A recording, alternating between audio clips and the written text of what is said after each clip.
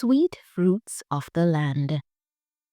In the heart of rural Jamaica, St. Elizabeth to be exact, was the Campbell family's farm. Acres upon acres of rich, fertile land stretched as far as the eye could see, bursting with fruit trees that had been planted by generations before them.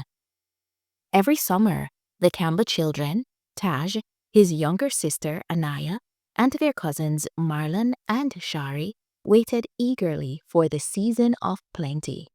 School was out, and that meant one thing: long, adventure-filled days of picking the sweetest fruits straight from the trees. One bright morning, the sun rose golden over the hills, and the children dashed outside barefoot. The dewdrops cool beneath their feet. Grandpa Joe sat on the veranda, rocking in his old wooden chair. He grinned as he saw them run toward the mango orchard. "Mo pick ne dem, 'member for pick the right mango dem, no fling down no young one," he called out. "Yes, Grandpa," they chorused, before disappearing among the towering mango trees. The trees were heavy with East Indian, Julie, and Blackie mangoes, their golden red skin glowing in the sunlight. Taj climbed the biggest tree, shimmering off the trunk like a lizard, and shook a heavy branch. A rain of ripe mangoes tumbled down, and the others scrambled to catch them in their shirts. Anaya wiped one on her dress and took a bite, the sweet juice dripping down her chin. "Lord, the mango not half sweet so," she giggled. After filling their baskets, they ran down to the sugarcane field, where Uncle Roy was already cutting cane with his machete. "Uncle, give a piece now," Marlon begged. Uncle Roy chuckled and chopped fresh stalks, peeling away the tough outer skin before handing them over. The children chewed the juicy cane, sucking out the sweet syrup before spitting the fibrous remains onto the ground. Next, they made their way to the otaheite apple tree near the river bank. The deep red fruits glistened in the sunlight, and Shari climbed up to shake the branches. The apples fell like tiny bells, thudding softly onto the grass. They grabbed as many as they could carry, biting into the crisp, watery flesh. "My belly start full now," Anaya sighed, rubbing her tummy. "Your belly full?" Taj teased. "We still have to get chocolate and star apple." So off they went again, through the orange grove, picking the biggest, juiciest oranges and peeling them as they walked. By the time they reached the towering star apple tree, their hands were sticky with fruit juice, but they didn't mind. Marlon cracked open a star apple and scooped out the milky flesh with his fingers. As the sun began to set, the children finally made their way back home, their baskets overflowing with nature's treasures. Grandpa Joe laughed as he saw their stained mouths and sticky hands. "I can't tell say una eat more than one pick," he teased. The children just grinned, knowing that tomorrow they'd do it all over again. In the end, the truth was unquestionable. Island life was the best life. In fact, in many ways, it was just as sweet, like the fruits they loved so much. The next morning, the Campbell family farm was a hive of activity.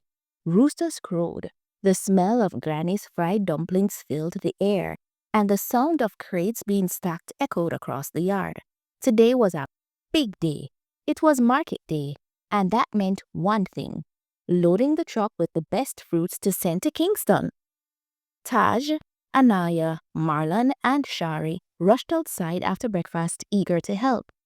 Grandpa Joe stood by the big blue truck, checking the crates while Uncle Roy and Papa stacked them high. Ripe mangoes, bunches of bananas, oranges, star apples, otaheite apples, and even freshly cut sugarcane, all packed neatly, ready for the journey to the city. "Mo pick na dem. Be careful when lifting the crates," Grandpa Joe warned. "We can't afford to squash the fruit dem, on here." "Yes, Grandpa," the children chorused, carefully lifting smaller baskets and placing them onto the truck bed. While some of the fruits would be sold at coronation markets in Kingston, a special portion was always set aside for delivery to hotels along the North Coast. The Campbells had a good reputation. Big hotels loved their fresh fruits, especially the sweet Julie mangoes and the juicy otaheite apples. As the truck rumbled to life, Uncle Roy climbed into the driver's seat. Sooner or later, Masu come back with the market money. The children waved as the truck disappeared down the dirt road, the scent of the ripe fruit lingering in the air. Later that afternoon, Grandpa Joe gathered everyone on the veranda, counting the crisp bills from the sales. "All right now," he said. "This money not just feed the family, no. It's send all our own go school." Taj grinned. He loved helping on the farm, but he also knew that the money earned from selling fruits helped pay for his school fees, books, and uniforms. Anaya's new school shoes, paid for by mangoes and bananas. Marlon's textbooks, bought with Star Apple sales. Even Granny's medicine and Uncle Roy's truck repairs all came from the hard work of planting, picking, and selling. "When me grow up big, me want help run the farm too," Taj said proudly. Grandpa Joe smiled. "That's good, my boy. This land provide for we. When we gone, make sure we keep it going." The children nodded, understanding the deep value of their family's farm. It wasn't just about the fun of picking fruits or playing in the orchards. It was about building a future, ensuring that their family had everything they needed to live well. As the evening breeze rustled through the trees, the children sat together, peeling oranges and munching on sugarcane.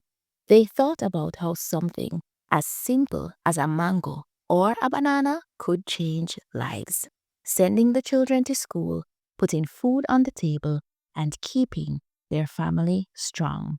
And as long as the land was there, the Campbell family would always have sweet fruits to share, sell, and enjoy together.